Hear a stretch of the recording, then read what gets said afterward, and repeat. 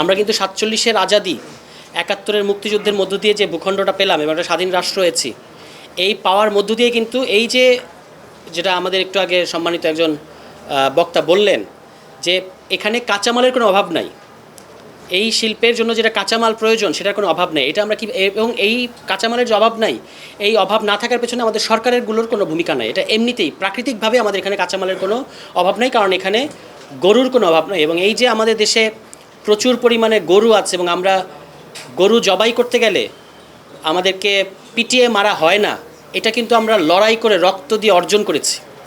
ফলে আমাদের এই চামড়া শিল্পে আমাদের পৃথিবীতে রোল মডেল হতে পারার কথা ছিল, কিন্তু এটা আমি মনে করি একটা গভীর ষড়যন্ত্র।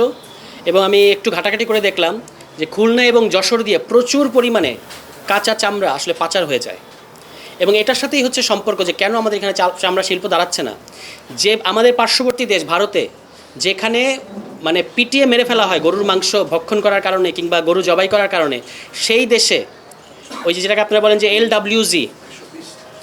এলডাব্লিউজি, যেটা মানে আন্তর্জাতিক একটা সনদ, ট্যানারির জন্য একটা আন্তর্জাতিক সনদ, এই ধরনের এলডাব্লিউজির সনদপ্রাপ্ত ট্যানারি শিল্প কয়টা? 139টা। আমাদের দেশে কয়টা? মাত্র 6টা, এখন 4টা। তাহলে এই যে 4টা বা 6টা আর ওই দেশে 139টা, আপনার কাছে কি মনে হয় এটা খুব প্রাকৃতিক একটা ব্যাপার? এটার পেছনে গভীর রাজনীতি যুক্ত আছে। এবং এই যে 6টা, এই 6-এর বাইরে বা 4-এর বাইরে আর উঠা যায় না। এটার সাথে আমাদের দেশের প্রো ইন্ডিয়ান যারা ব্যবসায়ী আছে, যে সরকারগুলো আছে, তাদের একটা আতাত থাকাটা অস্বাভাবিক কিছু না। তারাই চায় না আমাদের দেশে চামড়া শিল্পটা মানে আরও সমৃদ্ধি অর্জন করুক এবং এর মধ্য দিয়ে আমাদের আলেমোলামারা অর্থনৈতিকভাবে স্বাবলম্বী হয়ে উঠুক, এটা তারা চায় না। এই কারণেই এইখানে চামড়া শিল্পের যে এখন নাকি 200-300 টাকায় চামড়া বিক্রি হয়, কাঁচা চামড়া। এটা ভাবা যায় যে দেশে আমরা চামড়ার জুতা কিনি হাজার হাজার টাকা দিয়ে, চামড়াজাত পণ্য কিনি হাজার হাজার টাকা দিয়ে, সে দেশে কাঁচা চামড়ার দাম নাই। এবং এইটা হলো, আপনি পাট শিল্পকে এখানে যেভাবে ধ্বংস করা হয়েছে, একইভাবে চামড়া শিল্পকেও একইভাবে ধ্বংস করা হয়েছে। পাট শিল্প আমাদের দেশে আমরা কাঁচা পাট রপ্তানি করি, কিন্তু এখানে পাট শিল্প নাই, বা সমস্ত কারখানাগুলোকে বন্ধ করে দেওয়া হয়েছে। একইভাবে আমরা কাঁচা পাট, কাঁচা চামড়া ভারতে পাচার হচ্ছে, চীন হচ্ছে নামমাত্র মূল্যে কিনে নিয়ে যাচ্ছে, কিন্তু আমরা বিশ্ববাজারে ঢুকতে পারছি না। এবং এটার সাথে এই যে আমি বললাম যে একটা ভূরাজনৈতিক ষড়যন্ত্র, এটাকে কিন্তু বাদ দিয়ে আমরা আলোচনাটা করতে পারবো না।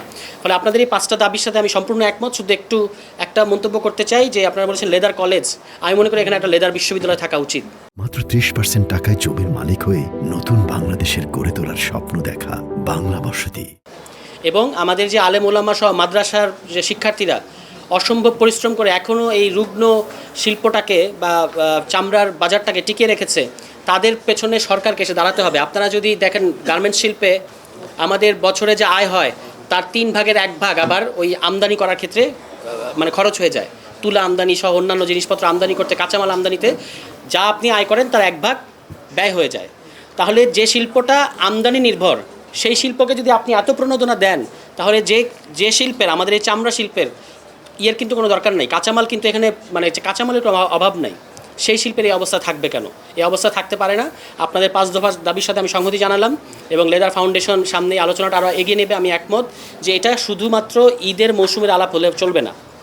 সর্বশেষ একটা কথা বলি, এই যে এখন তো চামড়া নিয়ে আপনারা আলাপ করছেন, আরেকটা জিনিস খেয়াল করে দেখেন যে পশুর হাটগুলো যে বসছে, এটা কিন্তু সরকারের, আমাদের সরকারের রাজস্ব ঘাটতি আছে। রাজস্ব ঘাটতি থাকলেও তারা ফ্যামিলি কার্ড, কৃষক কার্ড, হাবিজাবি কার্ড তারা দিচ্ছে, কিন্তু রাজস্ব ঘাটতিটা কিন্তু থাকতো না যদি আমরা এই চামড়া শিল্পটাকে 10 থেকে 15 বিলিয়নের ডলারের একটা শিল্পে পরিণত করতে পারতাম।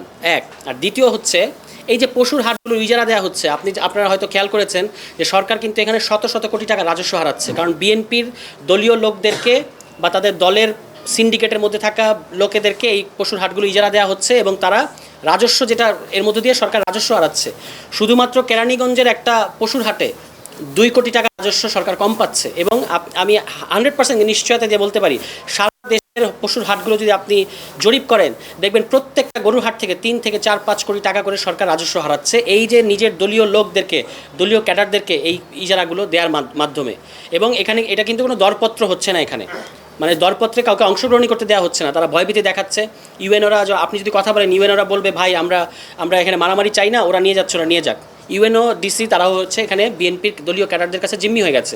ঢাকা শহরের এমন একটা ইজারা নাই, এমন একটা পশুর হাট নাই যেখানে বিএনপি দলের লোকজনরা প্রায় জোর করে এই পশুর হাটগুলোর দখল নিয়েছে এবং সেখান থেকে সরকার কোনো রাজস্ব পাচ্ছে না।